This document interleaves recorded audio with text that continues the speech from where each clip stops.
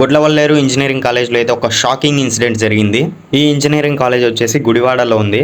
అయితే ladies hostel వాష్రూమ్స్లో CC cameras ఉన్నట్లు students గుర్తించారు. అయితే వాష్రూమ్స్లో సీక్రెట్ కెమెరా ఉందన్న విషయాన్ని వారం నుండి కాలేజ్ మేనేజ్మెంట్కి చెప్పినా కూడా పట్టించుకోలేదంట. నిన్న సాయంత్రం 5 గంటలకు మరోసారి కంప్లైంట్ చేసినా కూడా ఇన్వెస్టిగేషన్కి ఒక 1 మంత్ టైం కావాలని చెప్పారంట. ఈ విషయం కొంచెం బయటకు వచ్చేసరికి మళ్ళీ రాత్రికే ఫేక్ న్యూస్ అని స్ప్రెడ్ చేశారు. ఇలా స్టూడెంట్స్ అందరూ జస్టిస్ కోసం అడిగినా కూడా వాళ్ళ మీద రివర్స్ కేసులు పెడుతున్నారంట. ఒకసారి వీడియో చూడండి.